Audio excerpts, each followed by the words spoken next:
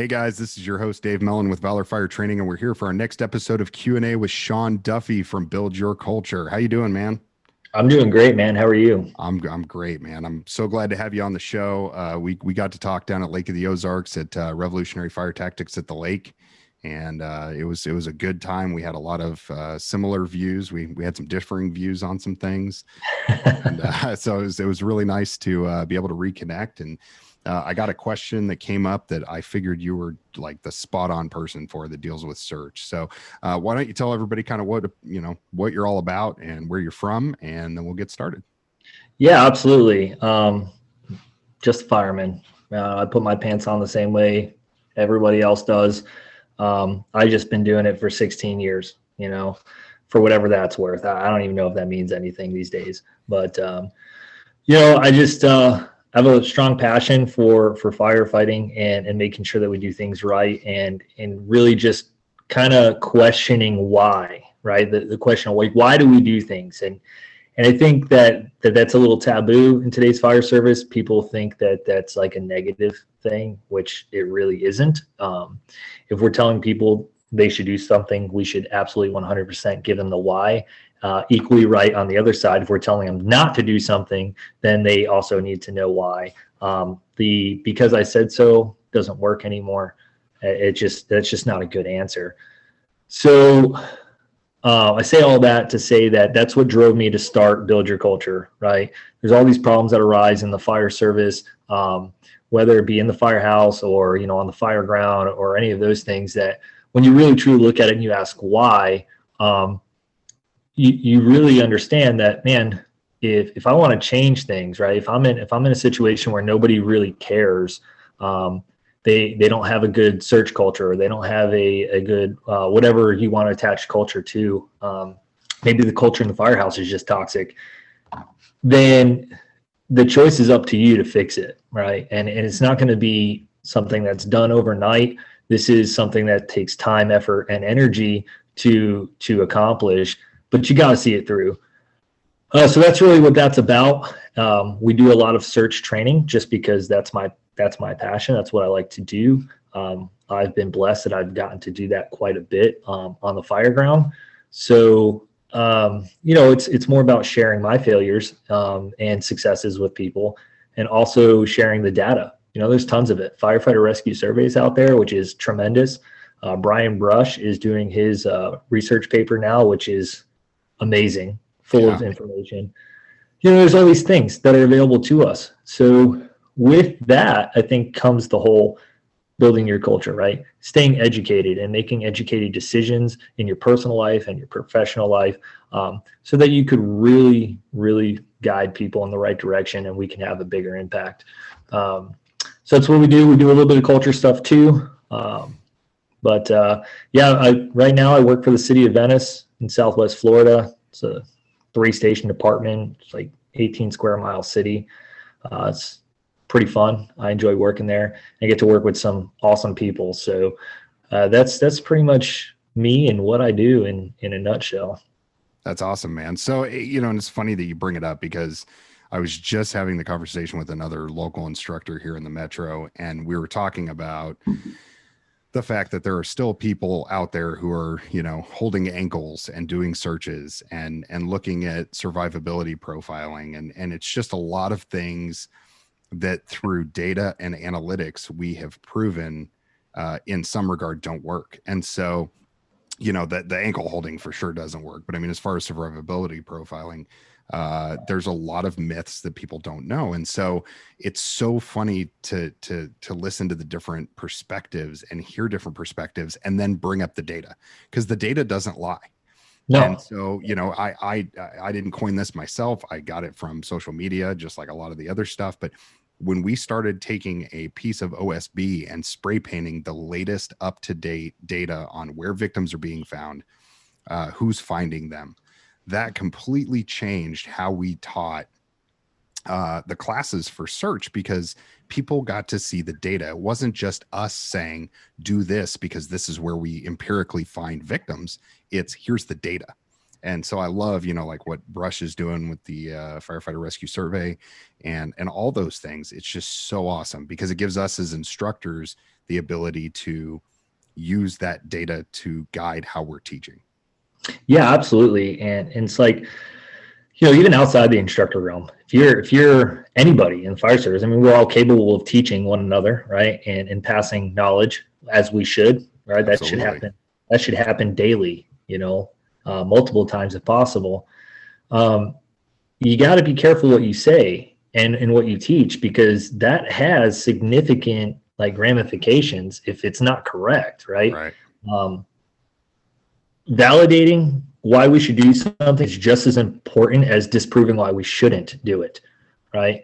And when you put those two things on the table side by side, you get this bickering match, right? And the most powerful thing you can do is say, hey man, I might not have all of the data. You're right. This data is taken from 1,800 something surveys, but you know what? That's what we have to work with, and hopefully over time that's going to increase. The more people we can get on board sharing their successes or even their failures on the fire ground, hey, we need to know, because that's how we get that data, and this is really the first time that we're going through like collecting it and putting it together, and they're just doing a phenomenal job with that. So captain, driver, firefighter, senior man, whatever, if you're not up to date on those and you're not educating yourself on what the UL says and what they're finding out through their constant studies, or what we're able to find out when it comes to targeting search, time of day, like where our victims are most likely to be, percentage of rescues versus survivability rates, you probably just shouldn't say anything at all, because, right. I don't say that to be mean, but the information that you're passing along is not good. Right? It's not helping any. You've been in the job for 20 years and you're still searching the same way you did in Fire Academy. Good for you. That just tells me that you never took it upon yourself to learn how to get better. And the argument can be made that, oh, I found a victim, so you're wrong. Well, you didn't find the victim, because finding the victim happens by actively searching. You stumbled upon the victim by accident. You just happened to hit them. Those are two very different things. And when we look about success, is very much dictated by the amount of preparation that we put into it. So if you're not doing these things, you're not reading, you're not studying, you're not training, trying new techniques, like trying to constantly improve things. Maybe somebody took a class and they're coming back to share it with you. If you're not going to be open-minded and accept that, then you're really just driving a wedge. And then when your card is called and that moment happens, you're useless to me. Because now you're just kind of shooting from the hip, hoping that everything works out, instead of arming yourself with the amount of knowledge there is, coupled with the tactics that properly pair that together to effectively and efficiently search and make a rescue. I mean, that comes in with everything. That it's not just stats and things like that. It's also like your knowledge base of our job, right? Like fire behavior, building construction, smoke reading, all of that. What does your first due area look like? And these are things that are harped on, not just by me, but like by anybody. Anybody who's pushing this agenda forward will say the same thing. If I'm going to send you into a building, I better have a pretty good idea of what is occurring inside that building. Like, yeah, we get it. It's on fire, but that doesn't solve anything. I've watched fires go from like a 1 or 2 room, easy, manageable fire to we lose the whole house, because people are afraid to make a decision because they don't understand what's happening, and they don't understand, well, I'm putting water on this fire, but why isn't it going out? Because they don't have knowledge of proper nozzle techniques, or maybe proper pump pressures, right. or any of those things. So literally everything we do can make the situation better or can make it worse. And that is up to you. And that's where all of this information comes in. Absolutely. And the question, or the answer to your question about why the fire isn't going out, it's because 65 gallons a minute doesn't put out house fires. That's exactly why. Yeah.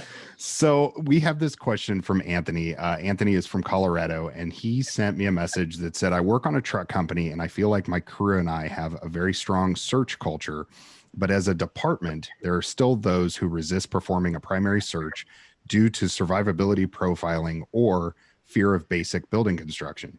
How do you view survivability profiling and the risk versus reward culture?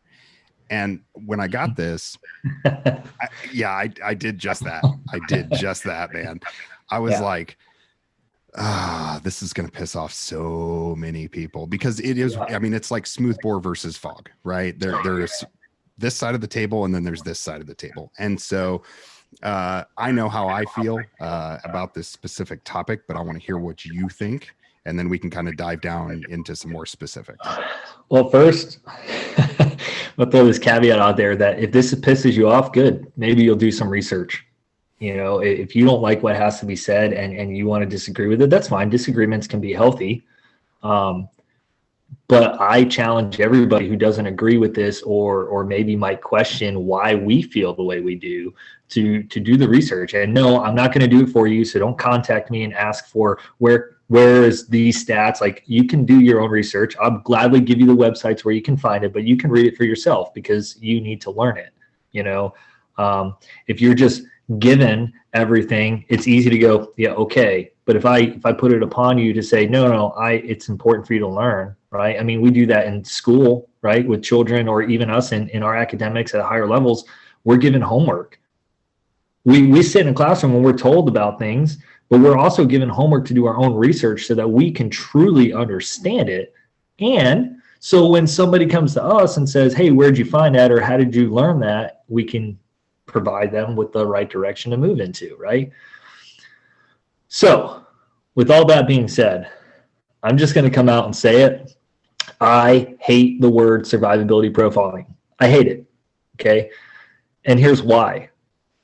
I don't like terminology, period, because it's so open to interpretation, right?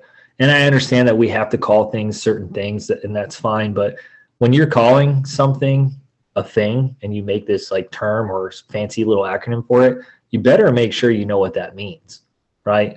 Because I can tell you right now, if I asked you, Dave, what is survivability profiling, you're going to give me a different answer than the next guy. And that's all based off of who taught you that and where you learned it from, right? So some will say, hey, survivability profiling, I'm just coming up. Is someone alive in there and someone not alive in there? I don't know. Well, here's the problem with that. I'm going to quote Chief Isaacson on this one because it is like one of the best quotes I've ever heard. Searchability is up to us. Survivability is up to God. So when we're out on the outside going, no one can survive that environment, that's not for you to decide, man. The question you need to be asking yourself, and you need to be asking it immediately, is, can I occupy that space? And if that answer is yes, you need to get your ass inside and do so. Okay? It's literally that simple. If it's good enough for me to operate inside of with bunker gear, I'm going. And we have to understand that, yes, everything on fire is searchable at some point. But we have to like narrow this down of what can I search right now? And when we do that and we make entry, that becomes the entry point. You extend your search out from that location if you're able to do so, right? If I ask you a term like, hey, Dave, what is tenability? You might have a different answer than someone else, right? The point I'm getting at is, why don't we just stop assigning names to stuff and just do our job? And our job is, when we show up, we do a 360, right? If we can get that done. You know, situational dependent. You know, you might not always be able to get that full 360. I get it. But theoretically, we do a 360 all the time, right? At least 3 sides, A, B, C, whatever side you happen to come on. When you're doing that, a lot of people stop once they've sized up the fire. You should be sizing up your search effort during that time too, right? Because our modern fire growth, you know, it's measured in seconds, really. And, you know, I'm not going to get into the whole like, oh, it doubles in size and all. That's not what I'm talking about. I'm talking about, we don't have much time. Yeah. Okay. We don't have much time. And when it's lost, it's lost. And so is anybody in that space. That is a fact. So the option for you is find them during overhaul, or find them when you can actually make a difference. If we can get to sizing up our search, that's really all we're doing, right? That is literally what we do. Now we take the data that we've accrued through all the people who are helping us get it, and we say, hey, It is 3 o'clock in the afternoon. Statistically, my victims are located over here, and you go to that spot, right? You're targeting that search now instead of guessing. Like, where are they most likely to be at this moment, right? And there you go. Yes, you take fire into account and all that, and I'm not saying that water on the fire isn't important, because it is, right? But our number one priority is search, and it's in my opinion that everything supports the search. Okay, fire attack, they're there to put the fire out. They make the environment better, no doubt about that, right? They reduce temperatures, which is good for our victims too, not taking anything away from it. But what are they doing? If we decide to do a search before fire attack, we better hustle, because that fire can overrun us if we're not careful and we're not paying attention, right? So how you choose to search does make a difference. And the tactics you choose when employing that search make a difference. You know, is this traditional through the front door or VES, right? Like, what are we doing here? Understanding that everybody's staffing levels are different. So that also plays a huge role. If we can teach in Fire Academy this acronym that's LIP, you know, at least it was taught to me, which is life safety, incident stabilization, property conservation.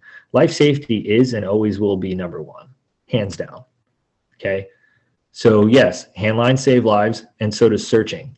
If I have to choose between what I'm going to do first, put water on the fire, or search, the questions that I'm going to ask myself and that I feel everybody should be asking is, what needs to happen right now? Is it more important for me to remove the environment from the victim, i.e. fire attack, or remove the victim from the environment, i.e. we're searching without a handline right now because we don't have time, right? This fire's too ahead of us or whatever, or I know they're in there. It's confirmed they're in there. Why wait? So that's my thing. Survivability profiling, I hate it. I think it's garbage. And I got on my tangent. So what's the other part of that question? So before we get to the other part, hold on a second, because you hit a couple points that I was just like, my spidey senses went up, and I'm like, I want to come back to that.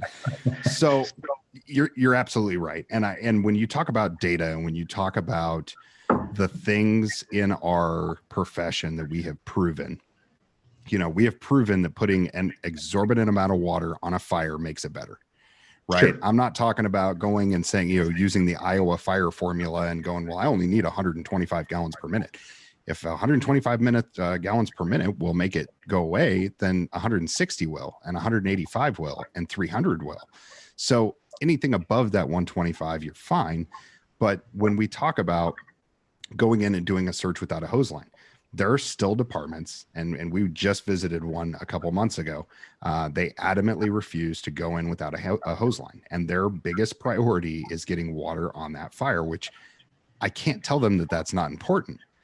But if you're going to tell me that your hose line is also doing the search, that can't happen. It can't happen. You can stumble upon a victim, right? You can stumble upon a victim while you're doing fire attack, but to properly search, in my opinion, you just cannot have two people on a hose line going down a hallway and searching each room and trying to find that victim. It's just not going to work. So yeah, you're right. You do have to prioritize. Am I going to go in without a line? Am I going to go in with a line? Or am I going to send two different groups to do those tasks? And so I wanted to pick your brain on that for a second. I mean, if you have a victim and it is because I think we're pretty much on the same page as far as untenable, what is untenable? Right. If it's getting to that point, how do you determine if you're going to break that crew and say, okay, two guys are going to go on this, two guys are going to go on that, and we're going to do search and attack at the same time? Well, first off, we have a terrible habit of just assuming things, right? Like I said, everyone's staffing level is different. Where I work, you're showing up with a 2-man engine. I mean, that's just reality. So you're going to have to think outside the box, and you're going to have to train on this. And, you know, 1403, NFPA 1403 has tremendous drills. I mean, that's what everybody uses for ISO ratings, you know, but once we get the rating, like, does that ever continue? And it absolutely should, because it's got drills in there on, like, establishing a water supply in a certain amount of time, getting water on the fire in a certain amount of time, like all of these things, these benchmarks. So I'll speak to what I know, and what I know is 2-man. If I show up on a fire and my lieutenant's like, hey man, pull a line, but there's search has to happen. My first thought is, okay, well, it only takes one of us to put water on the fire. So what's the most beneficial way to do this? And this is taboo, right? Some people are like, no, interior attack all day. Some people are like, hey, through the window. I'm going to tell you again, situational dependent. If it's you and I showing up to a fire and we're searching, right? Like we're going in there and we're getting after the fire, then we're searching on the way to the fire. We're not actively searching like a search crew would, but we're still going to scan if we can and feel around like on our way to the fire, because we have to get that line in place. Once that line's in place, man, that search crew, gosh, man, there's nothing to worry about. Yeah, it's so much easier. You know, they're taking care of the threat to us all, which is the fire. So let them do their thing and we can search. If that's not your reality and you are operating off a hand line, hey, man, get to the fire, start spraying water on it, and then tell your partner, hey, I'm going to search this immediate areas behind us, keep in some sort of contact, right? Visual, voice, things like that, radio contact, whatever you got to do. And most of these rooms are small. They can be searched by one firefighter, 10 by 10, 10 by 12, whatever.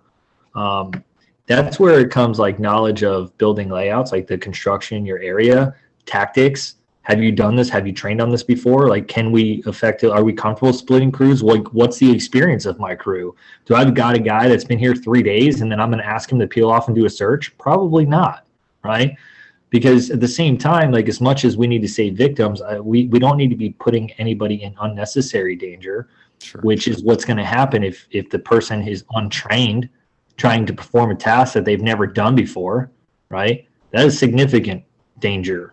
So to answer your question, I think you can accomplish fire attack and search at the same time, especially depending on where the fire is, you know. And just recently, Chief Reinwald put it perfectly. Okay, why does the front door have to be the mode of entry? Why is that always something that we think about? Like if we want to get to the fire as quick as possible and put that out, get that search underway as quick as possible, the fastest way to the fire might be through the window with a hand line and right there at the fire, and then you can do what? Search from there. Yep. Bam. You just greatly reduce time. And, you know, when UL talks about exposure durations, right? What did you just do for that victim? You decrease their exposure duration, right? And time that they're in that building. So that, to me, would be a beneficial tactic. So where the confusion comes in is people don't think realistically.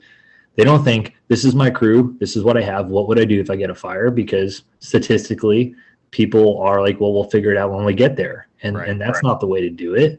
You better have these conversations frequently, especially if you got a new member on your crew and you're not sure what their qualifications are or what their experience level is yet.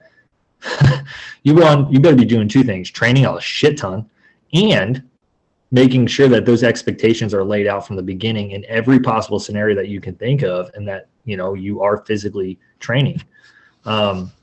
So yeah, fire attack first or search first. It depends on crew size. Me, I think we could do both simultaneously. I can have my officer or myself keep that fire in check while we get a search underway real quick until we're waiting for more help. That's okay. You know, nothing says that you can't do that. If you happen to ride a 3-man engine, well, I mean, you're kind of in the same predicament because your engineer is probably going to be hanging out outside pumping the truck. 4-man engine, I think, is ideal, you know, because that gives you 1 nozzle man and 2 searchers, right? Yeah. So it depends on what you're showing up with and how long it is between people get to you, I think. And then, you know, once you know that, then you figure out a better way to operate given any situation that you might face. Absolutely. Well, and let me ask you this. Have you ever heard of ghost pumping? Yeah, set it and forget it. So for those of you listening or watching who don't know what ghost pumping is, I had no idea what this was until I came down here to Kansas City. And I started volunteering in a town just west of the metro, and they kept talking about ghost pumping. And I'm like, what is ghost pumping? And they're like, you know, like when you set the pump and get everything going, and then like there's only 3 people, so you got to go inside and do stuff. So you just leave the pump running. And, you know, they thought it was like the greatest thing when they started putting the water gauges on the side of the truck, the water level indicator. Yeah. Like, yeah, they're like, oh, I can just look out the window and see how much water we got. But that is some people's reality. And that is, you know, when you brought up talking to your crew and knowing who you have and what you have, I have made it very clear as a company officer, like, hey, if we're doing a fire attack, I'm going to peel off and search. Or if we have a newer person on the nozzle, I'm going to stay with them and I'm going to have a more senior person go and do a search behind the line. And so, yeah, it's definitely one of those things where it's not always definite, but there are so many times. And I talked with Grant Schwabel about this during the Making the Grab podcast. And I talked to him about a fire that we had back in like 2014, where we pulled that 104-year-old woman out of the house, and pulled up, had reports of somebody trapped in the house. They kept yelling that she was older, but I didn't know how old. But just based on the conditions, we went in without a line, and we thought we had enough time to get past that fire and get to the victim. And by the time we found her in a bedroom and started coming back down that T hallway, I mean, the whole living room was pretty much involved. So we couldn't go out the way that we came in. We ended up going through into a bedroom and put her out of a window. But, how do you, for those of the people that are listening, at what point do you have to come up with the plan A, plan B, plan C, all the way down the line? Because for us, we knew, hey, if we get in there and we find this victim and we can't make our way out, we're going to dive into a room or a bathroom or whatever we need to do. So do you do that during the 360? Do you do that during your entry? When is your ideal time? My ideal time to make a plan and have contingency plans is before the incident happens. And I say this, most departments, I know not all, but most departments run EMS calls. I mean, that's fact.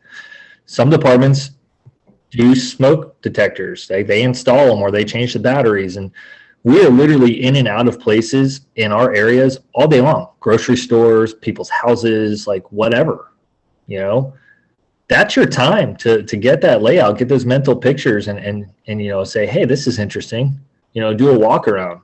There's this idea that, if you're dispatched to a fire alarm, like it's nonsense to show up and pull line and do all the things you would normally do. No, man, that's preparation. Like that sets the stage for what happens, not when or not if, but when this thing is going. It eliminates the guesswork, right? So yeah, beforehand, and I know COVID is kind of a big excuse, but even before COVID, we kind of fell off the wagon with getting into places and asking, hey, do you mind if we do a walk around? Yeah. You mind if we do this?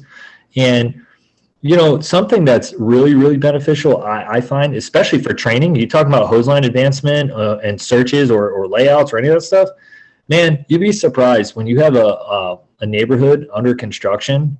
When you talk to whoever's in charge of that construction site, you say, hey, listen, I want to take my guys down here. I just want to do stretching the lines, get a good estimation from the offset from the engine to the house and how much we're going to need if this, is on fire.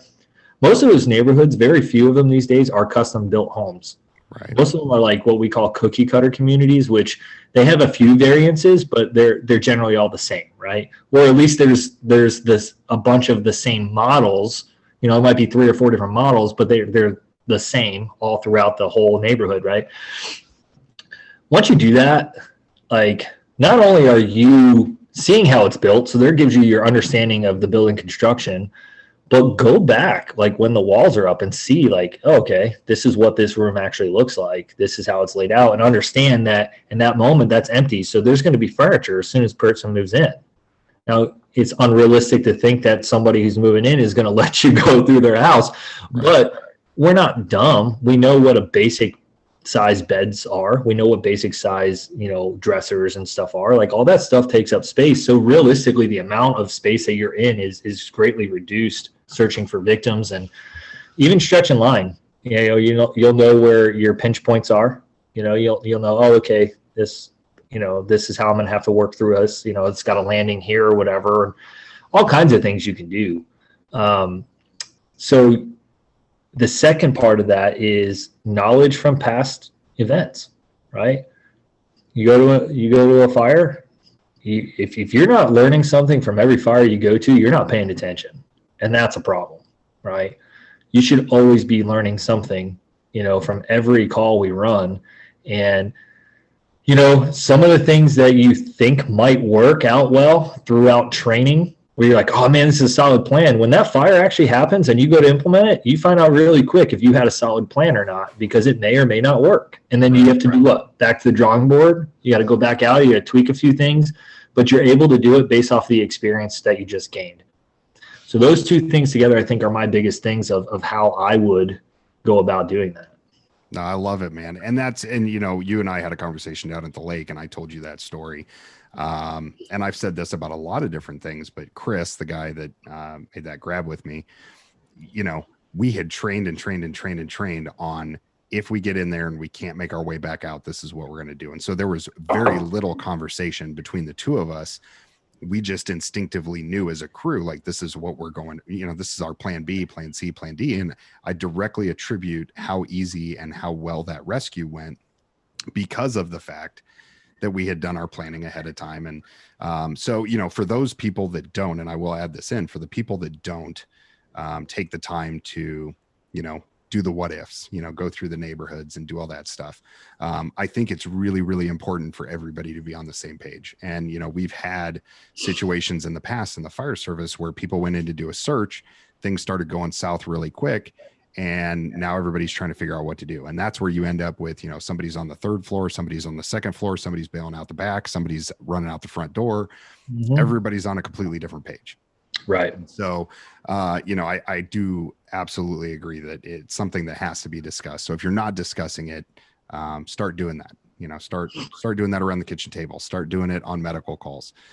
My department actually has just started doing, just walkthroughs of businesses in our district, and they're super cool about it, man. I mean, you tell them like, hey, it's not an inspection. We're not here to bust you for anything. We just want to see what the layout of the building is. And so we get to go in there, we get to look around, we get to see what stuff's there. We just found out the other day, there's a commercial business where there's somebody sleeping there.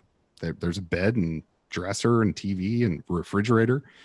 We're like, hey, what's up with this? And they're like, well, every once in a while I work late and I don't want to drive all the way home, so I just sleep here. Well, it's really good information to have. Yeah, that's tremendous. And that brings me to a little sidebar on this whole thing is, just because you see it once doesn't mean it's going to be the same, right? People change. They have family that moves in, like whatever, financial situations change. So we have to expect that we can find victims just about anywhere these days. Places that should not be living spaces are being converted into living spaces, whether that be legally or illegally. And it's crazy, right? And I have a slide in our presentation that, if you're doing a proper size up, you can identify that space almost immediately from the outside because it has a AC unit hanging out the window, but it's an attic space. Yeah. Well, what does that tell you? Like, okay, there's an AC unit there, so that's probably space people occupy, right? Somebody obviously wants to stay cool. They're not just cooling their attic for the hell of it, right?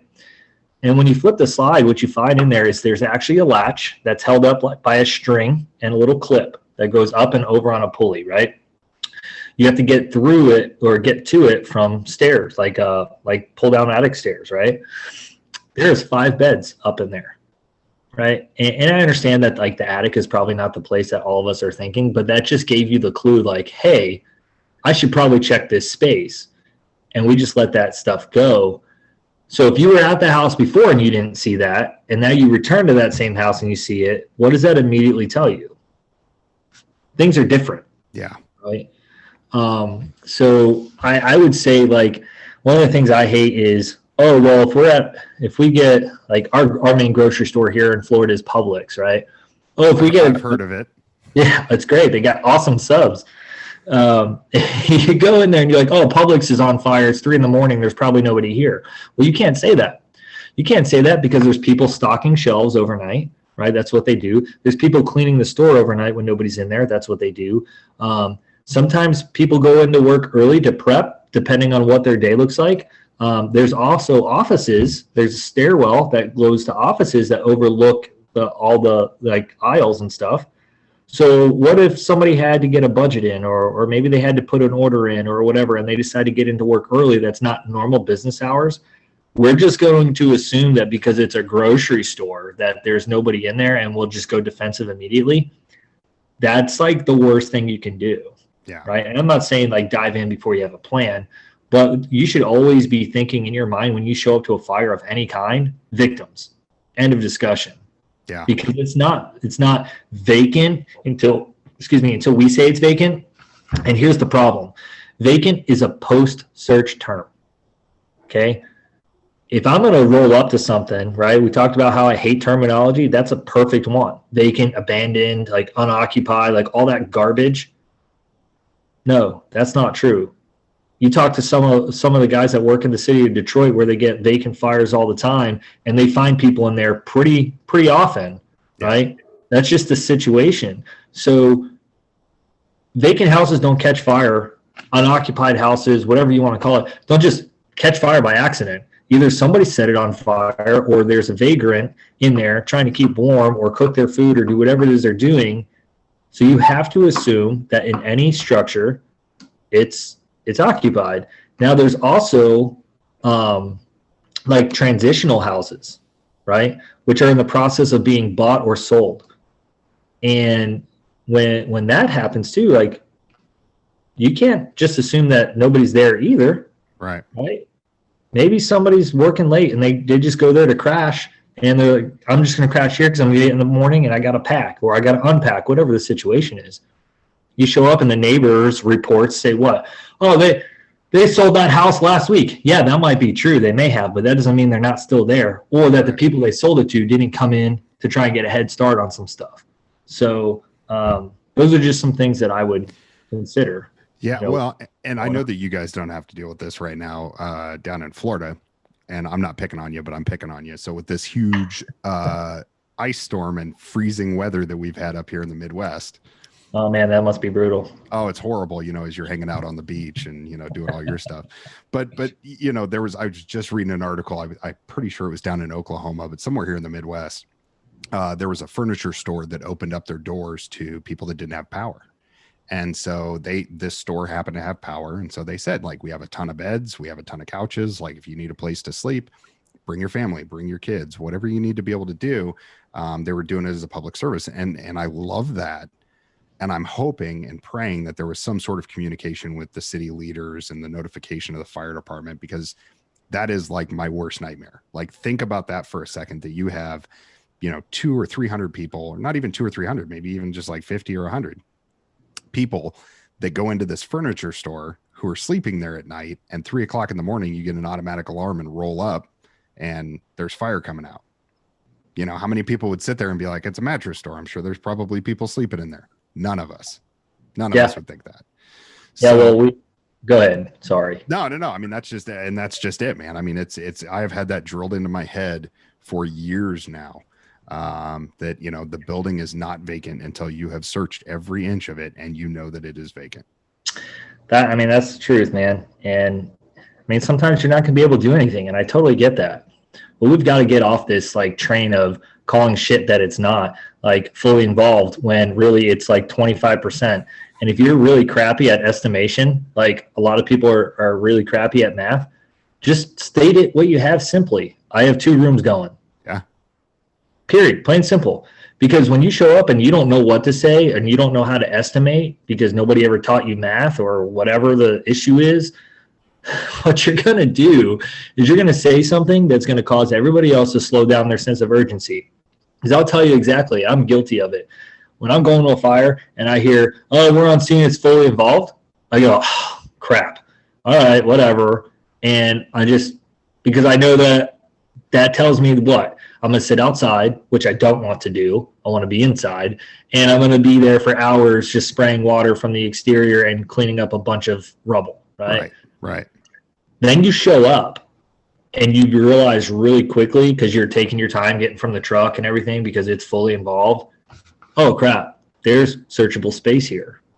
And they're still operating on the exterior with a hand line when that hand line should be on the interior protecting the space that's still searchable, right? That's not uncommon. So words have power. And when you don't know what to call something and you say it, that causes confusion. I think that's what was it, Anthony? That's what he was trying to get at there. Yeah. Is, and the other side of his thing, I think the other part of his question was what's risk versus reward or something? Yeah. So he said, I'll just read the last part of that question. So it says, how do you view survivability profiling and the risk versus reward culture? All right. So do you got that slide I sent you? Yeah. Let's put that up for a second. All right. All right. So, first question is, I ask anybody. Oh, well, my camera turned off. There. Okay. First question I ask anybody is, what is risk? Because going back to what we talked about, if I ask you, David, what's risk, and I ask your chief what risk is, or I ask a firefighter what risk is, it's all going to be different based off of your comfortability, your level of training, your experiences, all of it, right? So the question is, like, what is risk a lot to save a lot? We hear that all the time. Risk a lot, save a lot, risk a little, save a little, right? That's I hate that. And I have been guilty of using the risk versus benefit analysis. I mean, I even wrote it in my article for fire engineering. And the more after I wrote that, and I'm sitting there and I'm thinking about the word risk, I'm really, really thinking, and I don't want to say it's a terrible word because it does have some meaning. And just like anything else, what's the meaning to you, right? Like Chief Isaacson, it's worth the risk. 100% follow that. I stand behind that. But I know what he's getting at. You know what I'm saying? Some other people would maybe say, like, well, what's the risk? Well, they're just not following it. So the question is, like, what's risk a lot to save a lot, right? Is it second-degree burns, third-degree burns, death? Like, what are you personally willing to risk for a savable life? And we have to assume that when we show up, and we can occupy spaces, that there may very well be a savable life in there. So to say risk a lot, save a lot, I think sets us up for failure because we show up and it's easy to do this. No, we're not doing it. It's too dangerous, guys. Pull the lines, this exterior fire until we get a handle on this thing, and then we'll go in and we'll search. Well, guess what? That's too late. They're dead. Anybody that was salvageable and had a possibility of surviving is no longer, okay? And when you look at airway studies and things like that, 187 degrees for 20 seconds, unprotected airway, done, right? So where are we going to find our victims? Maybe on a bed, a couch, a floor. So that's really my level of concern. And can you bring that picture back up for people? Why I say that's really my level of concern is because of this. That fire, I can promise you, it's not all the way down the floor, right? When we have fires with high exhaust points and things like that, we have to understand that there's still a good 3 to 4 feet below that. That's probably what we're able to search. So what is the choice that we make? Do we go, oh, that fool's fully involved, and we like skip it? You can leave that bigger if you want to. Yeah, I was going to say you're skipping. Like, do we skip it, or do we say, hey, yeah, screw that picture? Do we skip it and possibly skip the victim, or do we use our common sense and say either A, I can access that same room from the next window over, or B, I have a hand line. Let's support the search effort with water. Right. Let's dump some hose, or let's dump some water through that window while they're searching and take care of the problem, which is also going to do what? Reduce the heat and all that other stuff, like blah, blah, blah, right? So that, what I ask everyone when I pull up that picture is this firefighter risking more than someone who's showing up to a fire and shooting from the hip? Because I promise you, when he made that decision, he calculated it very carefully, and he knew what his abilities were. He's been in a similar situation before. He's not just taking windows and jumping through it to be a hero, right? He's educated. And he's like, I have this much time to make the rescue happen if it's going to happen. And instead of choosing to write them off because of a risk versus benefit analysis, he said, screw that. The risk is me doing what I said I was going to do. That's the risk that everybody expects, right? So to me, the person that's in the most danger and the danger to everybody else on the fire ground, including our victims, is the one who's just shooting from the hip. Figure it out when I get there. Things are going crazy. Fire's big and scary. I don't know what to do. And you're not making any decisions, and you're hiding behind survivability profiling, risk versus benefit analysis, whatever you choose to attach to that. And that's how I feel from it. So, if you want to, I would question the people who want to do this like risk aversion culture. Like, you're never going to avoid risk, dude. Like, it's just not going to happen.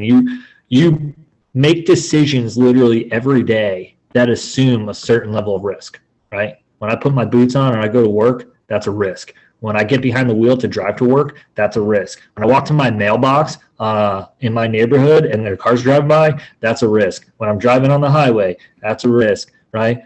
Everything. I go to an EMS call, that's a risk, right? All of it. So I just think that we have a tendency to sing because it's cool and catchy, and somehow like people listen to it and they go, oh, that makes sense. Well, no, it really doesn't, because if we can't agree on what a word means, how can we tell somebody to do something using that word? So if you and I can't agree on what the word risk is, how can I make an SOP to tell somebody risk a lot, save a lot? I don't even know what that is. And how can I expect everybody to follow that same guideline if everybody's view on what's acceptable is different, right? It's just not going to happen. So when that firefighter gets out of the window, the next question is do we find that success or failure, right? Did he risk? Sure he did. Sure. But he knew that, right? Is that success or failure when he comes out with or without a victim? Well, some people will say if he comes out with a victim, it's a success. I'm going to tell you it's success, period, with or without one, because he did his freaking job. If somebody was in that room, he gave them every chance of survival. And we have to understand that a picture like this is meant to spark conversation, right? We don't know what happened on that fire ground unless we were there or happen to know somebody who was. This is a snapshot in time. So it's easy to make that argument too, that fire blowing out could be after the search is done. And those conditions may not have existed initially, right? But you're going to have the keyboard warriors get on here and be like, I can't believe he's doing that. That is so risky, like blah, blah, blah. Whatever, man. You just don't understand it, right? And that's really the point. If we're properly trained and we're properly equipped with the knowledge we be having, we're gonna be just fine. I can guarantee you that we're at more of a risk from firefighters dying or getting injured on the fire ground from people that don't know what the hell they're doing than we are from firefighters that occupy space that actually know what they're doing. Yeah, no, I 100% agree with that. I'm saying, so it's like, it's like back to the same thing. Like we see that argument, and Mike Galliano is a good friend of mine. I think he's awesome. He has go or no go. And if you watch some of those things, the comments that people make are just asinine, man. You're like, they want to like talk about like all this crap that doesn't matter. And really the whole premise behind that is to get you thinking like, what would you do? What is your plan? That's all it is. But yet people are like, if you go in that fire, you're an idiot. But there's plenty of searchable space. You know what I mean? Yeah. The thing about fire too is it just looks big. And when we're doing all these things, our eyes naturally want to track towards light. So it's distracting. You got to stay focused. Put a little water on a fire. I promise you it's going to do what? It's going to go like this. Yep. Right? Because that's what it's supposed to do. So don't let what it appears like from the outside dictate your actions of what you're going to do on the inside, because those are two different things, right? What's happening on the exterior is a one-dimensional view versus what's actually occurring on the interior. And when we're talking about people like closing their doors, that's what we're preaching literally. And we have the data from you all to back that up of why that's like such a good thing. It's I can't exactly remember the number. I want to say it's like 28% now, but last time I checked, it was 18%. 18% of the time, or 28%, according to the new study, victims are being found behind closed doors, right? Okay, cool. So what does that tell you? For me, it tells me, one, it's worth going inside and checking those spaces, because from the outside, it can look really terrible, but behind a closed door, it's survivable, Sure. right? It's, hey, that's a survivable space. It talks about air being at like 18%. Well, 21% is what? Normal air that we breathe. So, hey, if you're telling me that closing this door gives them 18% chance and drastically reduces the temperature of the fire by like upwards of 900 degrees, plus 28% of the time they're being found, they're listening. They're listening to our message, and they're listening to what we're preaching. So why do we think it's acceptable in any way, shape, or form to show up and just write them off because of what it looks like from the outside? That's garbage. Like we can't be doing that anymore. Oh, absolutely. I don't know. I just think, how do you tell a citizen, and I want everybody to think about this, like, how do you tell a citizen that their loved one or maybe their neighbor or something like that is not worth the life of a firefighter? If they didn't need you, you wouldn't be there, right? Like, you're not there by accident. They called because you said you'd show up and you would handle this emergency, and that you would put yourself second, right? And that they come first. So how do we, in good faith, when we're talking about morals, in any way, shape, or form, kid ourselves to think that is it acceptable when there is a great chance to save a life that we choose not to? Yeah, and that's something that I think everybody needs to take a second to reflect on. I think, when we talk about survivability profiling, when we talk about risk versus reward, it is so important that people understand that what that house looks like, what it looks like when we show up, we have the tools and the knowledge and the experience to be able to change that. And I don't think that gets factored in a whole lot. That, yeah, when I pull up, there may be fire blowing out of 3 windows and through the roof, but I have the stuff to make that better, and I can actually make it better and go get the victim, or at least find them and give them every opportunity. Not to say that they're going to live every single time, because, sometimes they will, sometimes they won't, but at least we tried. At least we gave them every opportunity. And I know we talked about this off screen a little bit prior to, but I want to show this picture. So this is from Muncie, Indiana, back in 2015. And this is Tom and Pam Price called 911 and said that they were trapped in the house. And when fire department arrived, they had what they considered to be a fully involved house fire.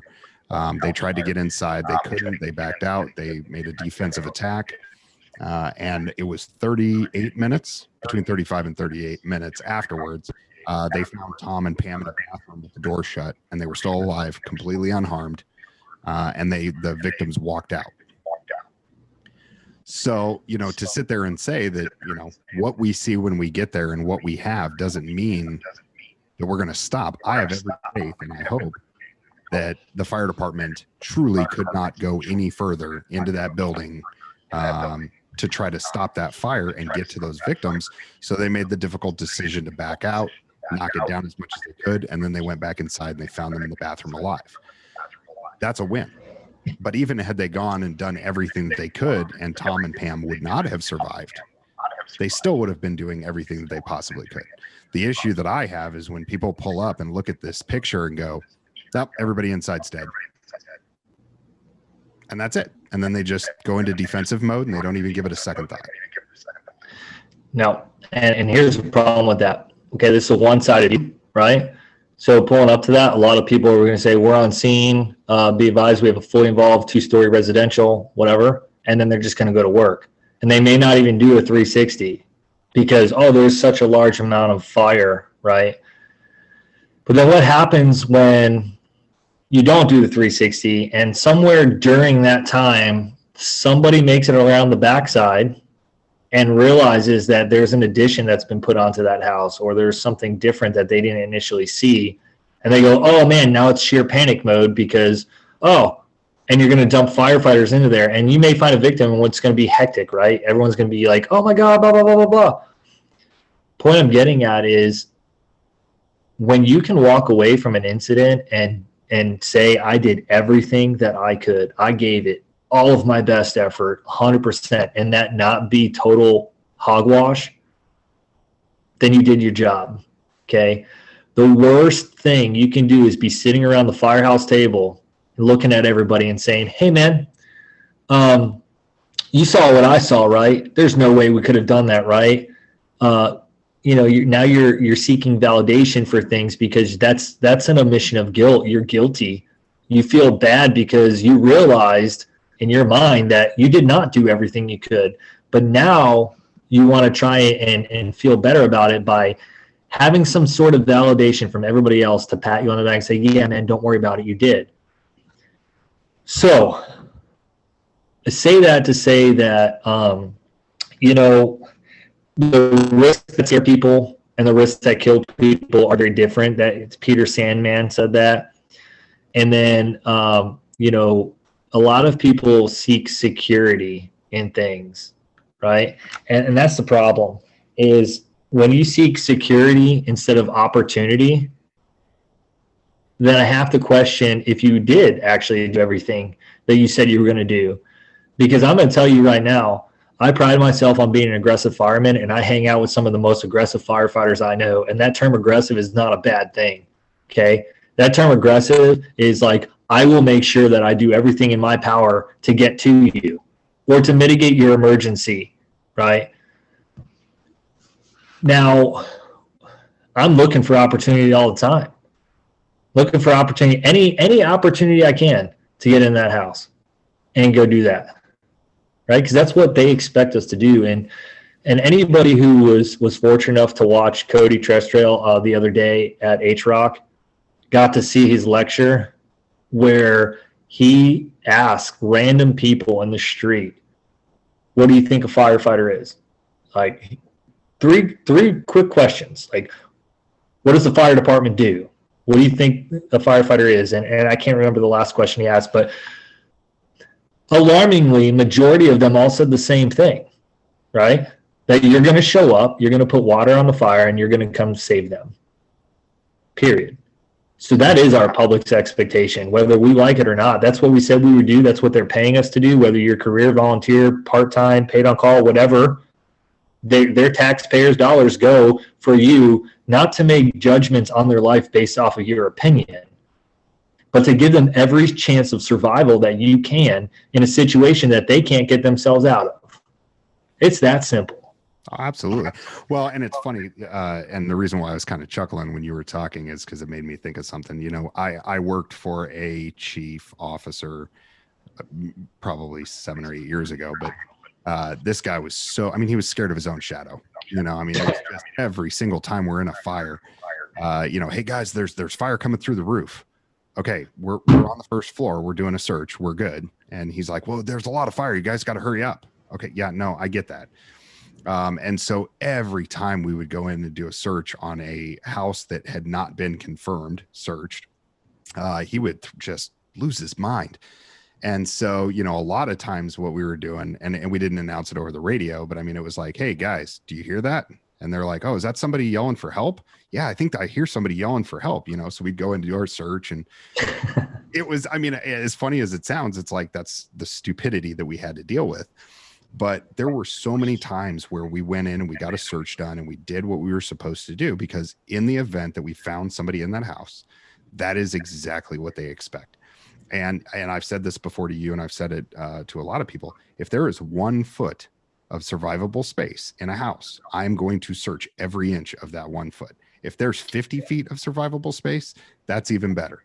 But I still go back to, that is what the public expects. And I love what Cody did. I wish I could have seen that. I didn't get to see that deal, but in conversations that I've had with citizens, that is absolutely the trust that they put on us, is that when they call 911, we're going to show up, we're going to fix their problem. So for those people that have had their hands tied, I've been there too.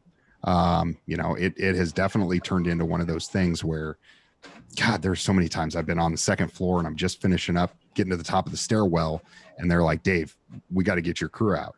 And I'm like, okay, what's going on? And they're like, well, we need you to come out because, water supply is getting a little scarce and we got to figure out what we're going to do.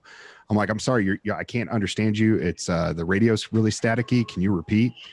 And, as we're crawling down the hallway, because no, I'm not going to stop my search. I understand what you're saying. I get what you're saying, but my ability to get down that hallway and finish my 25 feet of search is worth it to me.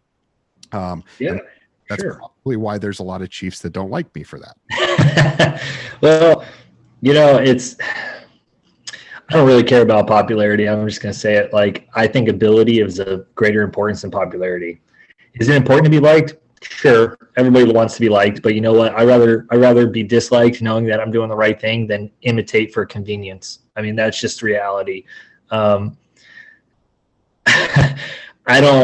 put myself in situations on fires that I was comfortable in that everybody else was freaking out on too. I mean, you're sitting there and you got somebody on the outside flowing water through a window, just kind of like doing their thing, focus on the fire. And I look in, I'm like, man, this is all clear. And nobody's even searched this. I'm going in the window. Hey, where are you going, Superman? I'm going to do the search that I'm supposed to be doing right now. And have I gotten some crap for that? Sure, I have. But, at the end of the day, and I know I probably shouldn't say this because I'm not trying to advocate anybody to be reckless. At the end of the day, if I know that's a space I can occupy and there's a search to be made, I'm going. And we can hash that out later. And I'm not saying that I'm just going to go like kind of like meander around and get myself lost and freelance. That's not what I'm saying at all. What I'm saying is when you know for sure that that's a space that you can occupy, I don't know if I can live with myself if I chose not to occupy that in fear of retaliation, like getting in trouble. I just can't. I'd rather be unemployed knowing that I did everything I could do to try and save a life than to go my entire career after I find a body in overhaul knowing that I had an opportunity to occupy that space and I chose not to because I didn't want to deal with the politics, right? And I think that's where a lot of decisions are made is fear. They're afraid of doing the wrong thing, even if it's the right thing to do. In somebody's eyes, it might be wrong, and they're afraid of getting in trouble. And I've always operated off the aspect of, hey, man, think what you want to think. We're not going to all agree. That's life. But if I can fully explain why I did something and it makes sense, and then I can defend that the actions I did either A, saved a life, or B, gave somebody the greatest chance of survival that they could have, then I'm fine with that. And that's just going to have to be where it stands. And, we say this all the time. We're after fact-based decision-making, not fear-based, right? If you tell me something and I ask why, I expect an answer, and I expect a good one. Because if you ask me why I made the decisions that I made, I'm going to show you so much information of where I can back up my actions and why they're the most up-to-date and effective options to be implementing, that you're going to be hard-pressed to find holes in my story, but I sure as hell poke holes in yours, and that's just kind of the thing. Going back to Mike Galliano, he says it beautifully, and I don't know exactly word for word what he says, but whatever your evaluation of those spaces are, you will live with the consequences of that for the rest of your life. Okay, so if you choose to sit outside and call it fully involved, or you do the risk versus benefit analysis and you're wrong, and there's a body, you're going to live with that. And that's just not something I'm comfortable with. I don't want that on my shoulders for the rest of my life. So I would urge other people to think the same way. Is, by no means is anybody who's pushing search or aggressive interior attacks or any of that stuff, by no means are we telling you to disregard your safety or the safety of others, but we're telling you to be intelligently aggressive. Yeah. Well, and okay. So first off, I just want to say this.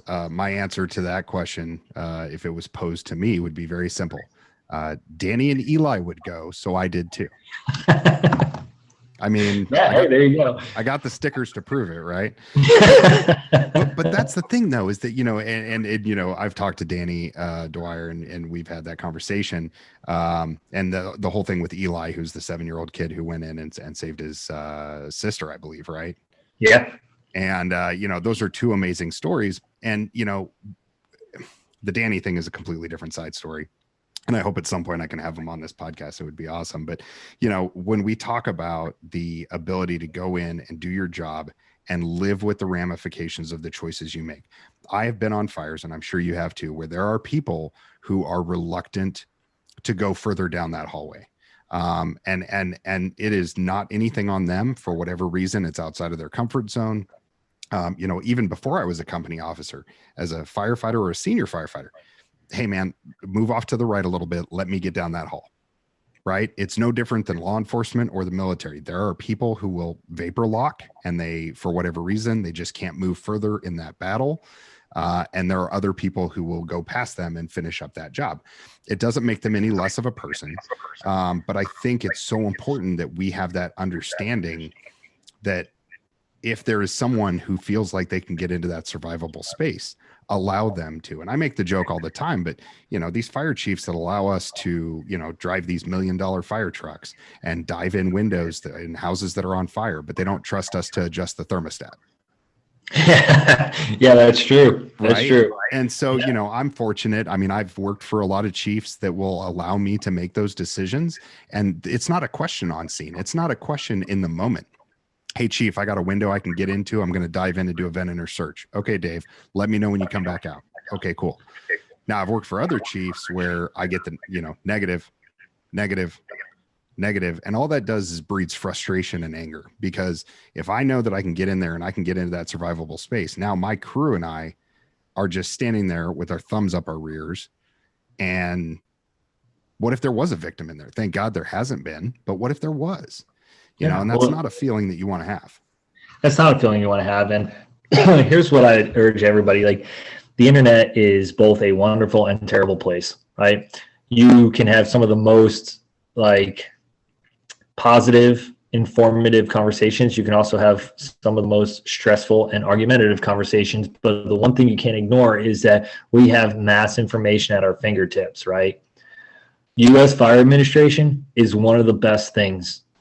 Because if you don't want to hear it from me, or you don't want to hear it from anybody else, then look it up. You can literally print off every year or every time they put out a release for their studies and findings for the year with firefighter fatalities and where our fires are occurring and all those things. You can read that. That's free. One of the things you can do on there is search for data like line of duty deaths. So if we're going to argue this risk versus benefit analysis, and we're going to argue survivability profiling, we're going to say things like it's dangerous and whatever, understand that I am so sick and tired of hearing, we kill 100 firefighters a year. No, we don't. No, we don't. Is there 100 line of duty deaths or more? Probably, yeah. But one, you have the Hometown Heroes Act, which is covered by anybody who commits suicide, or not commits suicide, somebody who's dies within 24 hours of their shift. Right. They went to a training and then they went home and had a heart attack. Right. Or they got off shift and they had a heart attack or something like that. But when you look at it, a lot of it's cardiac, right? A lot of it's medical emergencies. Some of it's driving. It breaks it all down for you. If you go in there and you add the filters and you put it in there and you say residential structure fires, search and rescue, and you pull it up, it was 3 last time I checked, and that was before we lost those 2 firefighters in a house fire not too long ago while they were doing search. I will say that. That's 5 out of the 100 we claim every year. So let's make sure that we're telling people the right things, okay? And if you want to go even further with that U.S. Fire Administration, you could break it down to, this guy was on a hand line, but it'll actually tell you what he died from, and some of it would be heat stress or stroke or overexertion. So it wasn't the act of fighting the fire like the hand line, okay? Right. it was something other medically that caused that. And this isn't to discredit anything or say that their lives, shouldn't be recognized. What I'm just urging people to do is understand the real information that's out there. You want to tell firefighters you can't search, it's too dangerous, don't go in there, whatever. But then the data clearly shows that statistically, the most dangerous thing that we could be doing right now is eating firehouse food. That's full of fats and it's going to give me a cardiac event. Like, come on now. Let's be honest with ourselves. And the second part of that is we always put emphasis on the firefighting stuff. Oh, stretching hand lines and searching and this ventilating roofs and everything that people don't want to do because they're just lazy and they don't want to train or they're scared to do it. When do we get the right to turn that back around and say, okay, cool. So when we break down this data, out of this 100, and I don't know if this number is correct, we'll just throw a number out there, but out of this 100, 40 firefighters died from cardiac events. So maybe the real problem is that we're not fit for duty. Maybe the real problem is that you need to stop eating junk food and exercising more, and we'll see those numbers going down because it's clearly not the actions of us doing our jobs that are killing the most firefighters. It's actually the inactions of us staying fit and eating healthy and staying mentally fit as well as physically fit and all of these other things. Driving with your seatbelt on, not driving like an idiot. All of those things is what's killing the most firefighters. How do you really feel about it? Well, I don't know if I could be any more direct than that. So, and listen, when Anthony sent me this question, and you were the first person that popped into my head because I was like, you know what, this is going to be about as blunt as any conversation you could have. But this is the conversation that needs to happen, and I think it's so important, like you said, not to discredit the firefighters who died for other reasons, but it's not unlike when people were talking about being on the roof. Vertical ventilation is so dangerous. Tons of people die. Okay, tell me how many people died doing vertical ventilation. Oh, at that time when I was having that argument, it was 0. And I'm like, yeah, I'm going to go with no on that one. Now, is it dangerous? Yes. Can you have a cardiac event while you're on the roof? Yeah. Can you slip and slide off the roof? Absolutely. There is inherent risk. But one of the things that, Dave Woodward, who does the Revolutionary Fire Tactics at the Lake, him and I had a very philosophical conversation one time. And I was explaining to him that my 9-year-old and my 7-year-old boys and my wife and my mother and my sister and pretty much everybody in my family who is immediate, I have had the same conversation with. I am okay with being significantly injured or dying if I am risking my life trying to save another person's life. And I know you've probably had that same conversation. Yeah. And it's one of those times where you can't hold back. Like, my sons understand that the chances of me being put in that position are very slim. And and I've shown them the data of this is, how many firefighters die doing these types of activities. But what I told them was, if I'm doing something to save someone else's life and I get injured or I die, I'm okay with that. What I'm not okay with is being hurt or killed because somebody's doing something stupid. Absolutely. And so, they fully understand that. And so I think it's so important for us to have that principle and build that into our culture that, hey, listen, if you're not okay with that, if you're in a situation where you're like, okay, dude, this is my limit, I'm starting to see my life flash before my eyes, I can't go any further. Okay, we'll talk about that later. But if that's not my limit, then let me continue doing my job. Let me keep going that extra further step, because that might be the extra step that saves that victim. Yeah, absolutely. And I mean, I don't know how much time we have left, but there's a couple of things I just want to add to that because I feel they're important and they need to be said. One, proper training. Okay. So what I mean by proper training is, don't just put your bunker gear on when it's time to go run that call. Like, we should be comfortable in that. We should be as comfortable in that as we are in our station uniforms, right? Like, it's bulky, it's heavy, it's hot. Like, you're not going to escape that, but it's just like anything else, right? The more you acclimate yourself to it, the more you are able to understand like the stress that it's going to give on your body. the more you can navigate around that. The second thing is hydration, man. Like you have to stay hydrated. You know, like people will go out drinking the night before or whatever and show up for work and they're not properly hydrated. And then they get a call where they're going to have to be in their gear. And next thing you know, you have a heat emergency, right? So it's really like, hey, if we're going to talk about training and physical fitness, that's cool too, but don't discount coffee. don't discount the fact that, you know, you have to be in your gear. And that's benefit to you. It really is. It's a benefit to you because you know how it's going to respond. It is our most restricting environment, hands down. Okay. I think that's more restricting to us than the fire itself, to be honest. And then you do what? Like people will get into like these, they read Facebook and they look at these YouTubes. Oh, that's a cool tool. I'm going to put it in my gear. And they add all this weight, which is all fine. I have tools in my gear too.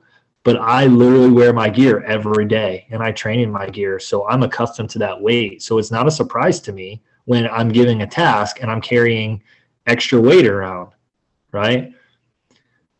The point I'm getting at is when we talk about like training and all this other stuff, like working out in gear, the other side of realistic training is providing realistic situations, not just fire academy fires where like we're taking people in to get them accustomed to what fire behavior is. I'm talking about like make sure you create to the best of your ability the most realistic scenarios, whether that be live fire or smoke machines or whatever you have to use to like facilitate that training.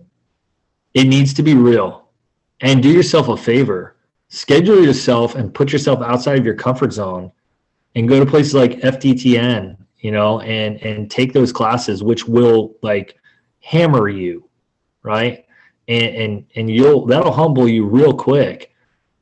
The problem we kid ourselves with is that we don't provide that real training and then we pass it off as good enough, right? And it's not, okay?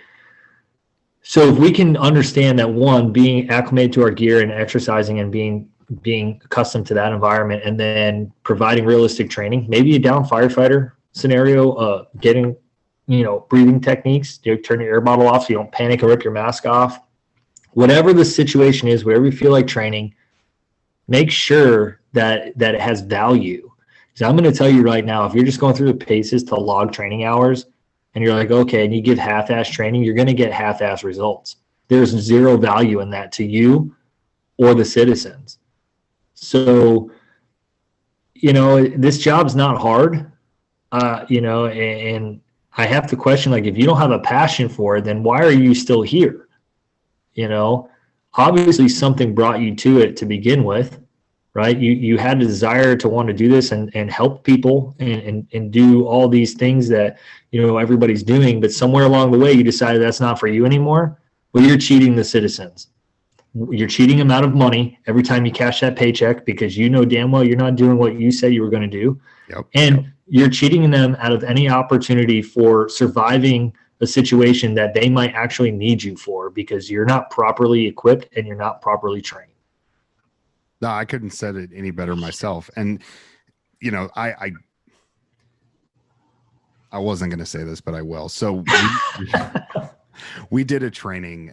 This was a couple months ago, and I got a comment from one of the students during the. I'm not going to name drop him, but during the class, the student said, "You know, oh man, we're going to do basement attacks. We just did basement attacks." And I said, "Okay, that's fine. You know, if you don't want to do it, don't do it."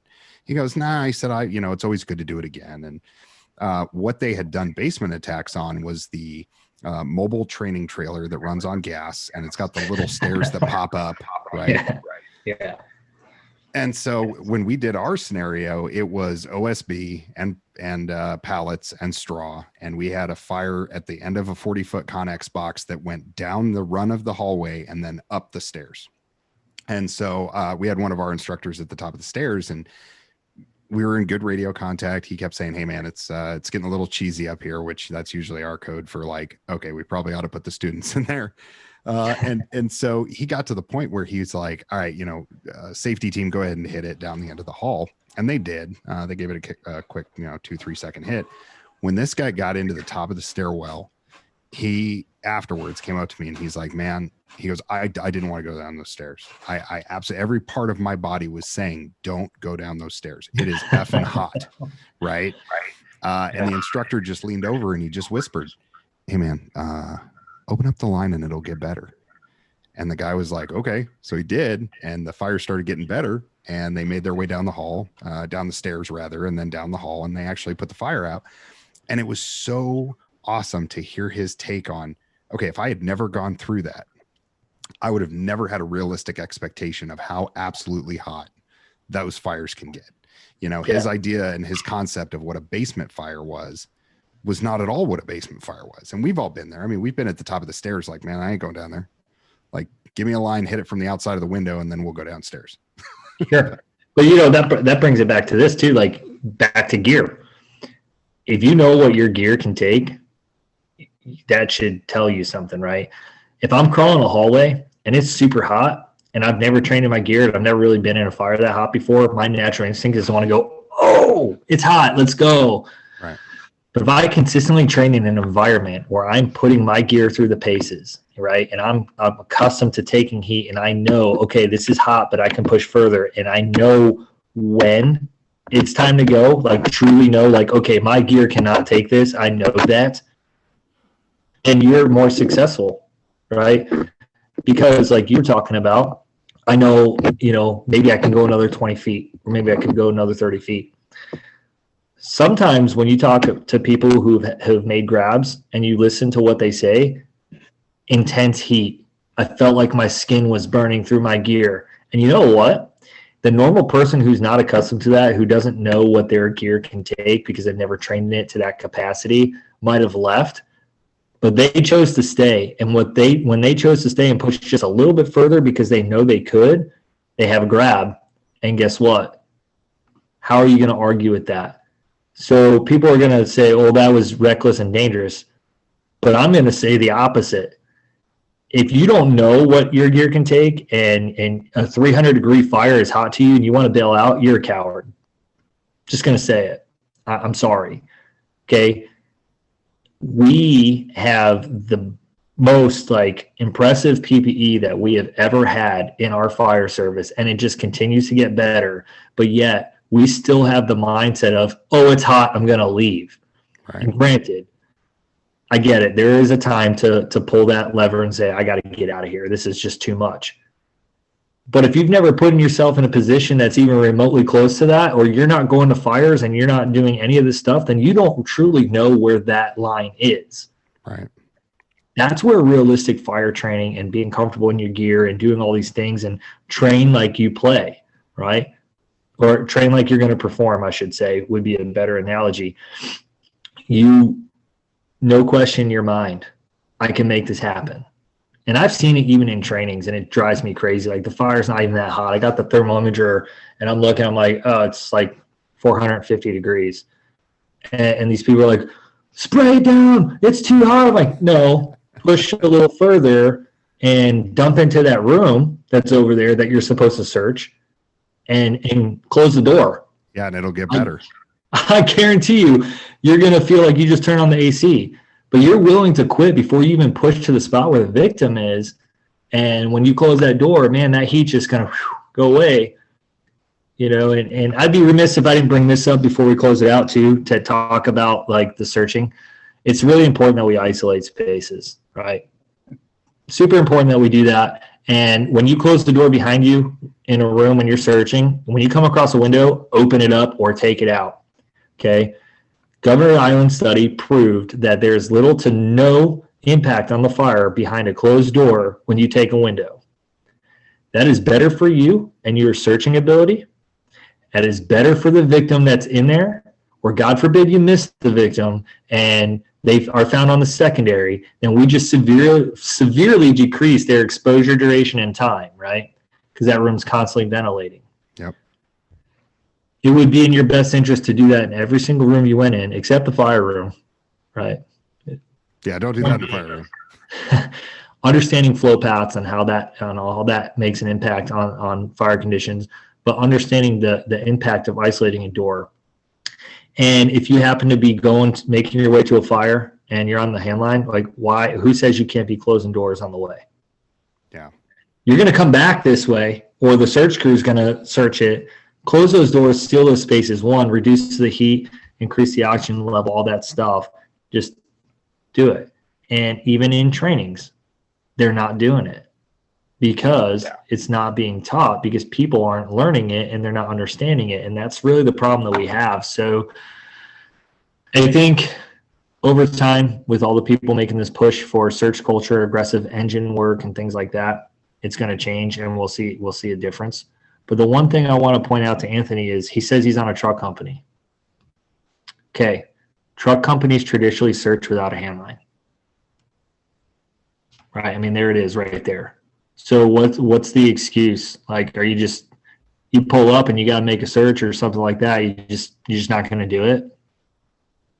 I mean, I don't get that mindset of a search culture where a truck company shows up and doesn't do a search because there's no water on the fire. Sure. Well, and I think too, and just to kind of wrap it up. So like with Anthony's question, how do we feel about it? And I knew that your answers, and I think we've been going for like 2 hours. So this is, oh geez, man. Yeah, this is pretty impressive, man. I think this might be the longest podcast we've done. But it's good stuff, and that's the thing though, is that, the way that we view survivability profiling, we both agree it sucks. It's stupid. It doesn't do what everybody intended it to do because of the varying interpretations. If they were teaching survivability profiling and they said, okay, step 1, step 2, step 3, and it was all consistent, which it never will be, that would be great, but it can't be. And then as far as the risk versus reward culture, I agree with you. I think that, Anthony's whole thing about not looking at it as a risk, as you said, risk a lot to save a lot, risk a little to save a little. Go in and do your job. Go in there and put the fire out and save victims. And that's what we're there to do. Yeah, absolutely. 100%. Couldn't say it any better, man. So thanks for having me on. Yeah, I appreciate it. Get to see your smiling face again in July. Yeah, absolutely. I'm looking forward to it. It's going to be fun down at Revolutionary Fire Tactics at the Lake. If you guys have not heard of that, take a look. I think last year we had people from as far away as California and somewhere on the East Coast, South Carolina. I think we had a couple of people. So yeah, definitely take a look. So keep sending in the questions, keep sending in the stuff. How can people get a hold of you, Sean? What's a good way to get a hold of you? So my email, personal email, duffy558@gmail.